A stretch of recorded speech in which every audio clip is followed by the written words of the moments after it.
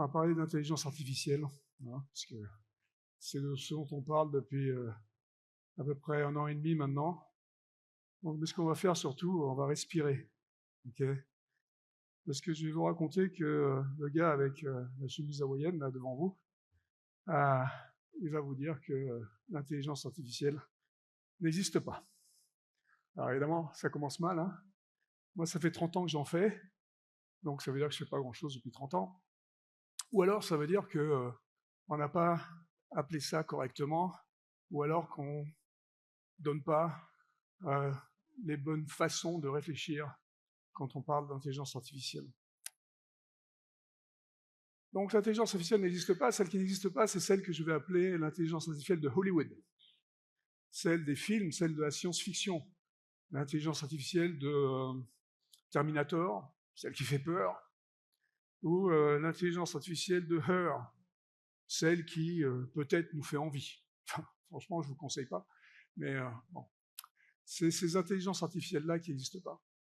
En fait, l'intelligence artificielle qui n'existe pas, c'est celle qui est magique, qui fait tout, qui est générique, générale. Celle-là, elle n'existe pas. Et puis bon, j'ai une bonne ou mauvaise nouvelle, elle n'existera jamais. Par contre, il y a des intelligences artificielles, depuis très très très longtemps. Il y a plein d'intelligences artificielles. Et on va voir ça un peu aujourd'hui, on va comprendre que ces intelligences artificielles, elles ne sont pas très très intelligentes. Elles sont bien moins intelligentes que nous. Et donc, pour faire un peu d'histoire, on va remonter à la définition de l'intelligence artificielle. La définition, elle date de 1956. 1956, c'est quand des savants très intelligents à l'université de Dartmouth se sont réunis et ont décidé d'appeler ce sur quoi ils travaillaient intelligence artificielle. C'était globalement la modélisation mathématique d'un neurone. Et ils ont été un peu vite dans le raisonnement parce qu'ils ont dit si j'ai modélisé un neurone, je peux modéliser un réseau de neurones. Si je modélise un réseau de neurones, j'ai un cerveau. Si j'ai un cerveau, j'ai une intelligence. Voilà. Bah, c'est complètement idiot. Mais ça vient de là. Ça a commencé en 56, mais quand on réfléchit bien à ce qu'ils voulaient faire à ce moment-là, ils voulaient effectivement faire en sorte de créer des machines, des robots, des systèmes qui allaient faire des trucs qui avaient l'air intelligents. Okay, qui allaient faire des trucs qui allaient être mieux que nous dans certaines tâches qui avaient l'air intelligentes. Mais si on réfléchit à ça, on se dit que ça ne date pas d'hier, en fait, ça ne date pas de 1956. Moi, je suis français franchouillard de base, hein, donc je fais remonter l'intelligence artificielle, ou une intelligence artificielle, à 1642. Alors, qu'est-ce qui s'est passé en 1642 ? Pascal a inventé la pascaline, la première machine à calculer.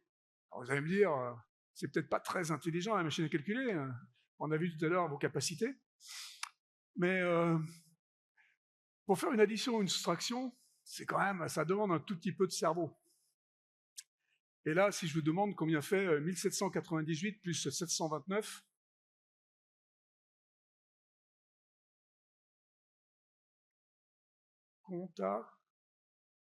Comptatech, ouais, ok. Bon, c'est dur, hein. Donc, il faut peut-être être un peu intelligent, je ne sais pas, pour faire cette addition, cette soustraction. En tout cas, là, la machine, en 1642, elle aurait fait ça avec mon aide, évidemment, elle aurait fait ça en 2 ou 3 secondes. Elle aurait eu bon. Si quelqu'un avait eu le courage de me donner une solution, il y avait 60% de chances que ce soit faux. Mais bon, c'est comme ça. Tout ça pour dire qu'on crée ces machines depuis très longtemps. Et si j'avais été chinois, je vous aurais dit que le boulier était la première machine à calculer il y a des milliers d'années. Donc, pour revenir à mes amis de 1956, là, et pourquoi ils ont fait non seulement l'erreur d'appeler ça intelligence artificielle, en plus de ça, ils se sont plantés dans le système. C'est-à-dire qu'ils se sont attaqués à un truc super compliqué. Ils avaient décidé, avec ce réseau de neurones, avec cette modélisation des neurones, de fixer quelque chose, de résoudre quelque chose qui s'appelle le langage naturel. Le langage naturel, c'est quoi? C'est ce qu'on fait en ce moment. Il y a un gars qui parle, il y a des mots qui sortent, c'est chouette, on reconnaît les mots, mais en plus de ça, il faut reconnaître le sens. Et ça, c'est pas facile. Encore aujourd'hui, vous savez, avec les Alexa et autres Siri, c'est compliqué. Et donc, ça n'a pas marché. Et si ça n'a pas marché, qu'est-ce qui s'est passé? Il s'est passé qu'on est rentré dans le premier hiver de l'IA. Et l'hiver de l'IA, c'est quoi? C'est qu'on arrête tout. on n'a plus confiance, on nous a menti, on nous a fait croire des choses qui n'étaient pas vraies, et donc on arrête de donner des sous, et la discipline disparaît. C'est ce qui s'est passé donc dans les début des années 60, fin des années 50, et c'est ce qui nous pend au nez encore si on dit n'importe quoi sur l'IA, donc si on raconte n'importe quoi, comme certaines personnes, comme par exemple, au hasard, Elon Musk. Mais l'intelligence artificielle, les intelligences artificielles ont continué à être un rêve pour les scientifiques. Et donc, dans les années 60, il y a un autre type d'intelligence artificielle qui est arrivé, qui s'appelle l'intelligence artificielle logique, et qu'on a appelé les systèmes experts. Les plus vieux d'entre vous s'en rappellent certainement. C'était quoi? C'est des systèmes logiques, des bases de règles, 6 machins à leur truc, et ça marchait relativement bien, puisque un des systèmes experts qui a été les plus connus, en 1997, a permis quand même de battre Kasparov, le champion du monde aux échecs. Donc ça, c'est intelligent. Hein. Battre quelqu'un aux échecs, c'est quand même fort. Donc, mais si on réfléchit bien, c'est que des règles. D'accord? Et le jeu d'échecs, ça tombe bien, c'est aussi des règles. Donc, il y avait assez de mémoire, assez de capacité de calcul à ce moment-là pour, effectivement, pouvoir avoir une machine qui bat Kasparov aux échecs. Bon. Ça, c'est des années 90, c'était super, mais curieusement, et vous êtes peut-être rendu compte de ça, les systèmes experts ont plus ou moins disparu depuis, pour être remplacés par à nouveau des systèmes qui sont des intelligences artificielles statistiques. On appelait ça du machine learning au milieu des années 90, machine learning, et puis après, on a appelé ça même du deep learning, parce que c'est encore plus fort, hein, c'est deep, c'est encore plus fort que machine. Donc, pourquoi ces choses-là sont arrivées et pourquoi c'était les statistiques qui sont revenues? Parce que dans les années 90, il y a quelque chose qui est arrivé avec beaucoup de données, le fameux big data. Et c'était comment? C'était Internet. C'est Internet qui est arrivé avec son lot de data, beaucoup de données. Et donc, comme je dis, dans les années 2000, maintenant, on a fait ce deep learning avec encore plus de données. Pour vous donner une idée, en 1990, 95, quand on a recommencé à faire des statistiques, on avait à peu près 10 000, 100 000 morceaux de données pour faire ce machine learning. Pour faire le deep learning, dans les années 2000, 2010, on était à peu près à 1 million, 10 millions de morceaux de données. Aujourd'hui, avec ce dont vous entendez parler tous les jours, le fameux l'intelligence artificielle générative, on est à peu près plusieurs milliards de données, de paramètres. ChatGPT 4, celui qui est le plus moderne, le plus avancé certainement, c'est 1200 milliards de paramètres. Donc c'est beaucoup de données, évidemment. Mais bon, dans les années 90, on a commencé beaucoup plus modestement, et un des premiers systèmes qu'on a fait, c'était un système de reconnaissance de chats. Parce que c'est vachement intelligent de reconnaître des chats. En fait, c'est pas que ce soit intelligent de reconnaître des chats, c'est surtout parce que sur Internet, il y avait beaucoup d'images de chats. Parce que les gens postent des images de chats sur Internet. Vous avez certainement posté des images de chats sur Internet, ou vous les avez au moins regardées. Et donc, on s'est aperçu que ces chats, avec seulement 100 000 images de chats, on pouvait reconnaître les chats à 98%. Yeah. Ça, c'est un système vachement intelligent. Okay? Jusqu'à ce que on se pose la question, combien de chats, ma fille de 2 ans, combien lui faut-il de chats pour reconnaître les chats à 100%? Bon, vous n'avez peut-être pas la réponse, moi je ne l'avais pas non plus, mais les psychologues l'ont, et c'est 2. Donc là, on est en train de comparer des machines qui utilisent beaucoup de données, 100 000 images de chats pour reconnaître les chats, à nous, 2 images de chats pour reconnaître les chats. La machine, elle reconnaît à 98%, nous, on reconnaît à 100%. Vous savez pourquoi? Parce que ma fille de 2 ans, elle reconnaît les chats aussi quand elle les voit dans la pénombre, dans la nuit.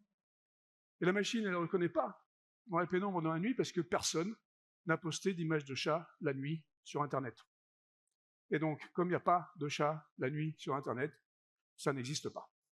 Okay? Donc ça, c'est un problème des données, hein, on va voir. Vous, dans vos métiers, vous utilisez beaucoup de données, et on va voir qu'utiliser les données, c'est compliqué. Mais bon, je continue un tout petit peu dans l'histoire, et surtout dans l'histoire, pour bien montrer que ces intelligences artificielles n'ont strictement rien à voir avec nous.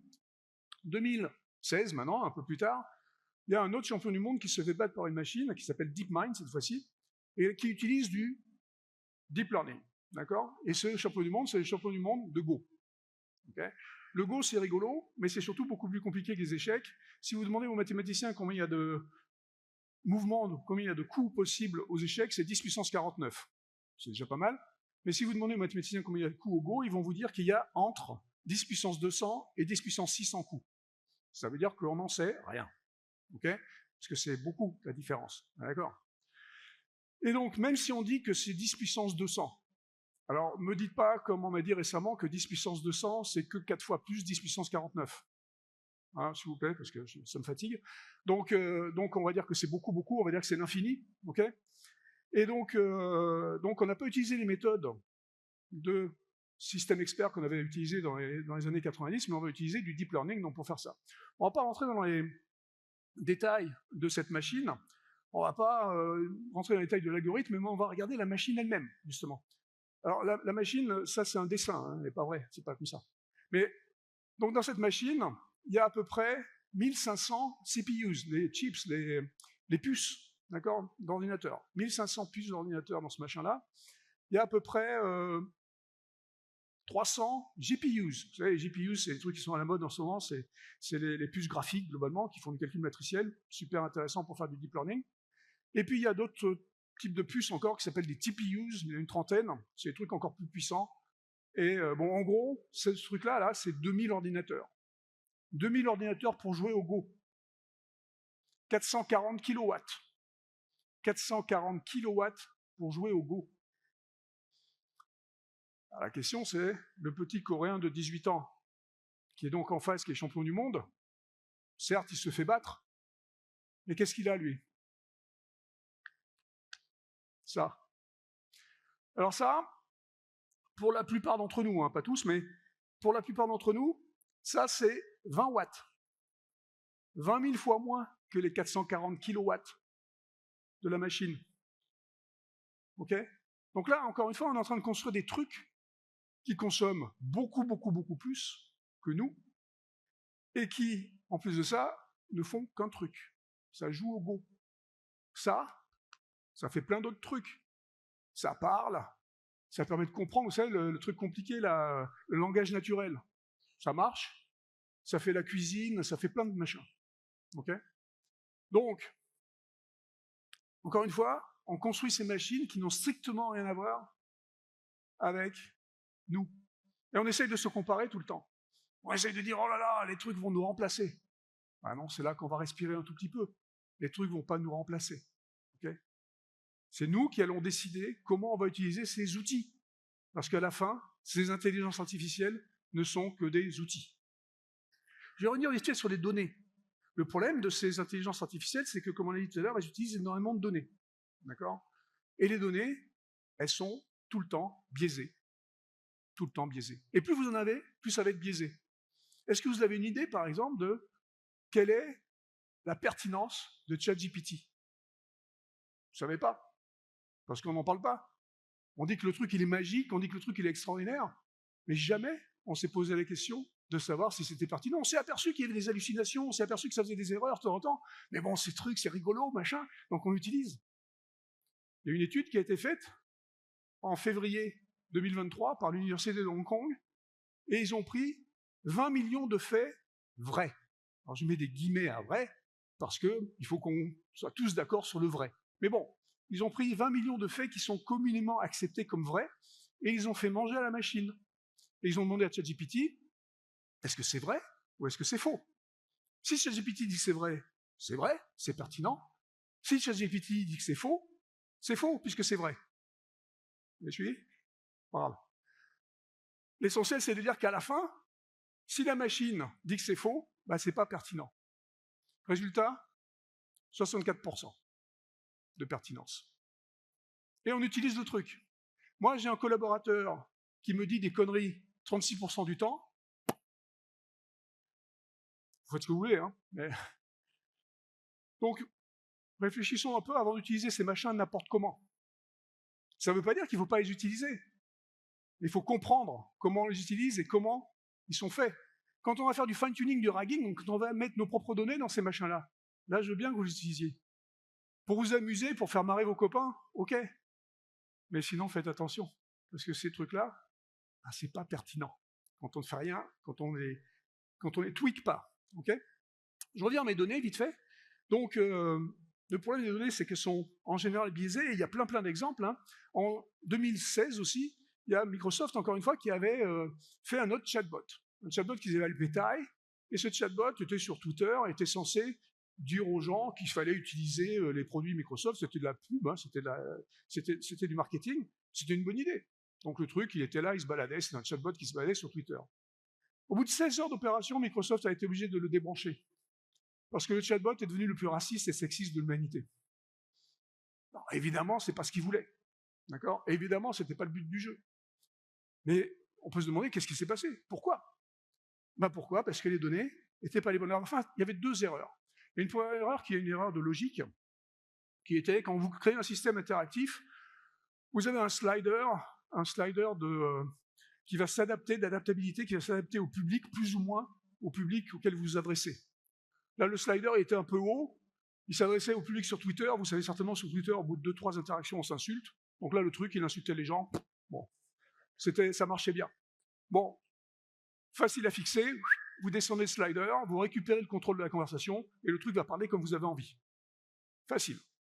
L'autre bug, beaucoup plus compliqué, c'est un bug de données. Quand vous avez un système interactif, encore une fois, il vous faut un modèle de conversation. D'accord ? Et il se trouve que les conversations, c'est beaucoup plus compliqué à trouver sur Internet que les chats.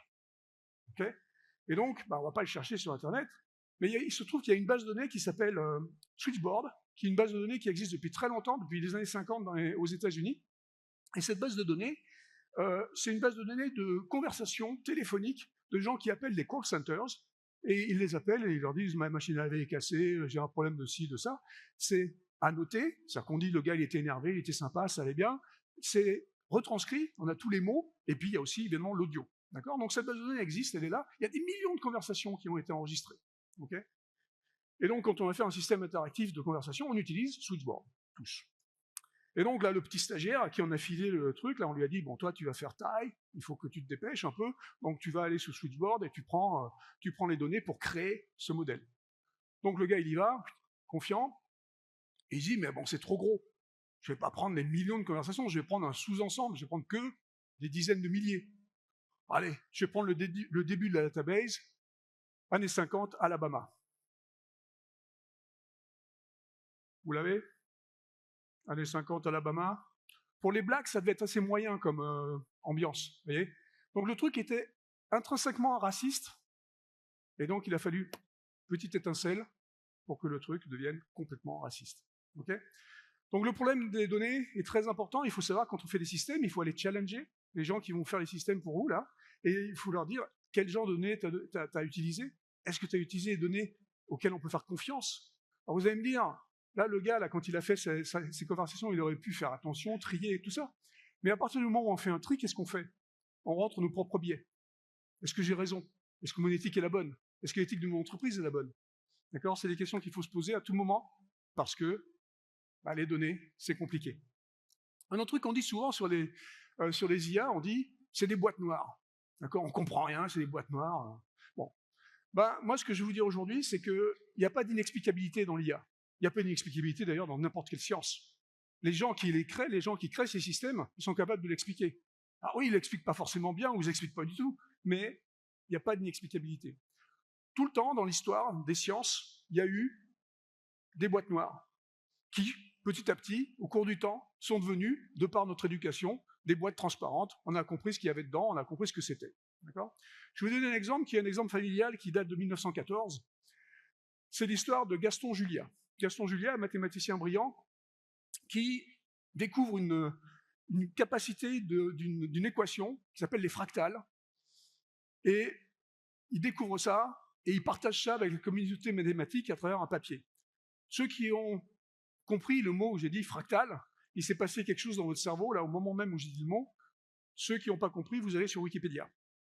Et donc, Gaston écrit le papier, il est lu par les mathématiciens trouvent ça absolument extraordinaire parce que ça démontre quelque chose de fantastique que personne d'autre comprend s'ils ne sont pas mathématiciens. Jusqu'au jour où, en 1955, 40 ans plus tard, Gaston est prof à Polytechnique, et il a un élève brillant aussi, qui s'appelle Benoît Mandelbrot. Benoît Mandelbrot part ensuite aux États-Unis chez IBM, on lui donne un des premiers ordinateurs, il tapote sur l'ordinateur l'équation de Julia, il en profite pour l'appeler équation de Mandelbrot, on ne va pas se gêner, et donc là apparaît à l'écran cette magnifique fougère qui, ceux qui savaient ce que c'était qu'une fractale, quand j'ai dit le mot, ont eu dans la tête immédiatement, et cette fougère, qu'est-ce que c'est? C'est une fougère qui explique exactement quelles sont les propriétés fondamentales des fractales, c'est la récursivité. À chaque niveau de la fougère, vous avez la même fougère, et la même fougère, et la même fougère.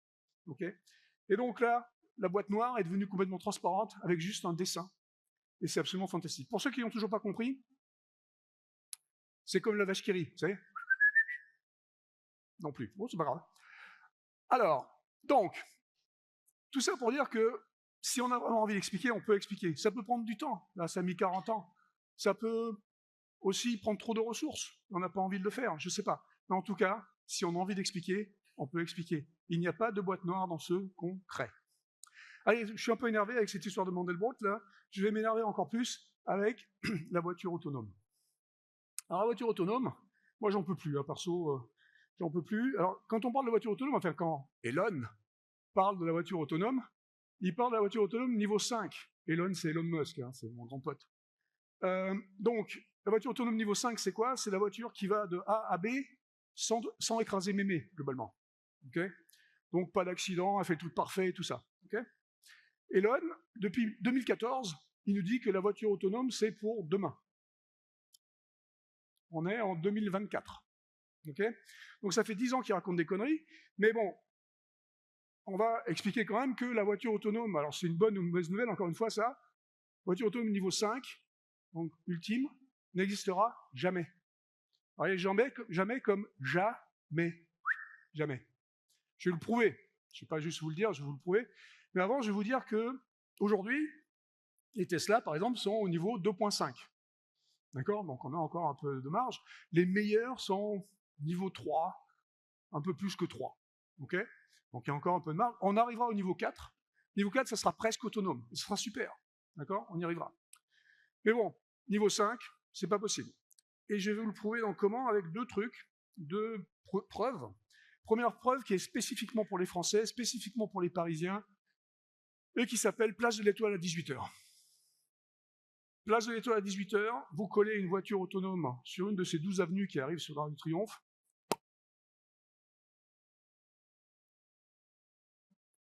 Pourquoi? Parce que la voiture autonome, elle fait un truc super chouette, super bien. Elle suit le code de la route. Si vous suivez le code de la route sur la place de l'Étoile, parce qu'il faut avoir au moins 2 capacités, quand on est sur la place de l'Étoile à 18h, il faut avoir une capacité de négociation,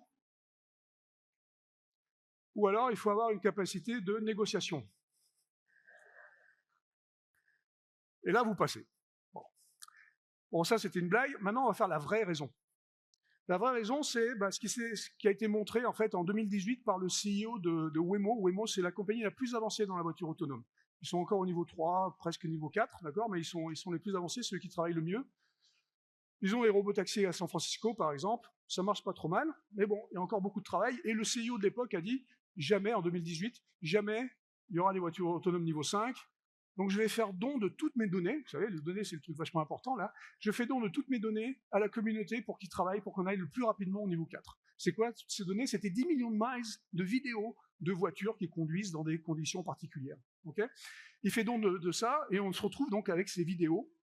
Et donc, les gens qui travaillent sur ces problèmes-là, on s'est précipité, il a mis ça sur YouTube, donc c'était en accès libre à tout le monde, on se précipite sur le machin, et on va chercher, je vais chercher, quelque chose que je vais appeler une pépite. Et une pépite, c'est quoi? C'est un truc qui va montrer que j'ai raison.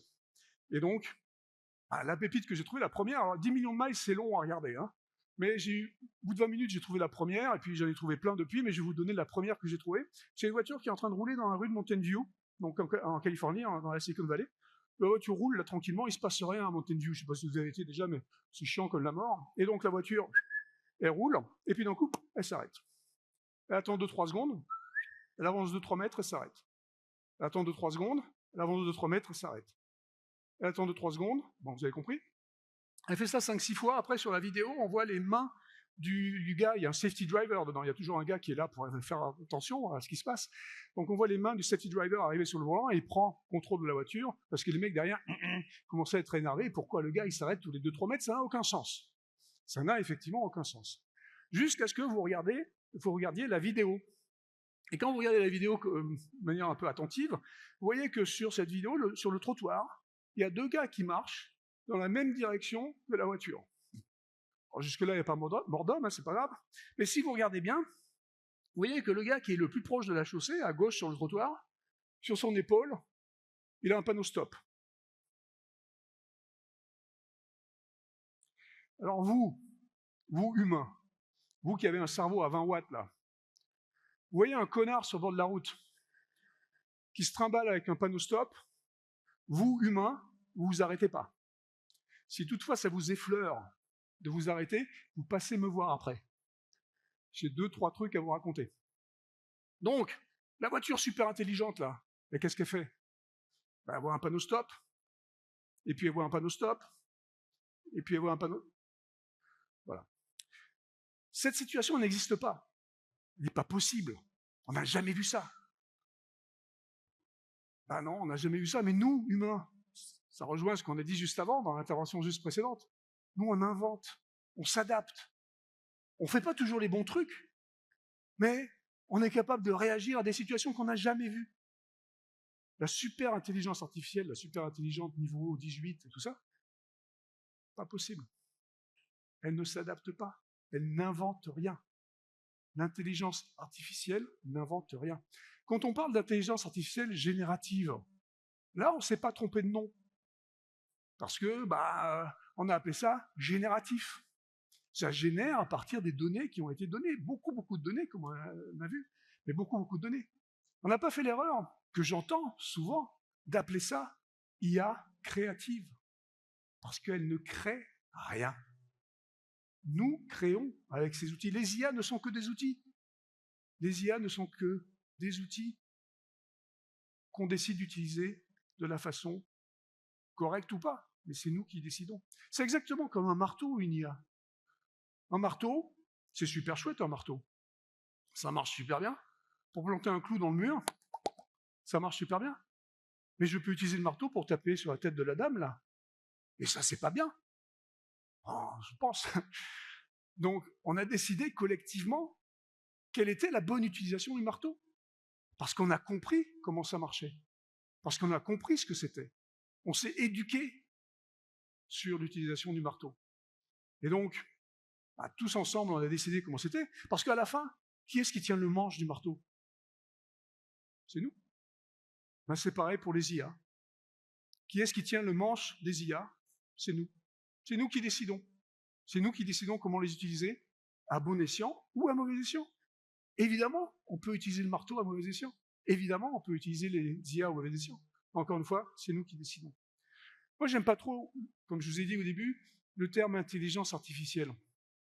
Je vais garder IA, mais je vais appeler ça intelligence augmentée. Je vais appeler ça l'intelligence augmentée parce que c'est notre intelligence qui va être augmentée par ces outils. Quand on utilise la machine à calculer, on sait faire le calcul si on a vraiment envie de le faire. Mais notre intelligence va être augmentée par ces outils. Notre intelligence va être augmentée par l'utilisation de ces outils. Encore une fois, c'est nous qui décidons, c'est notre choix. Sur ce, je vous remercie.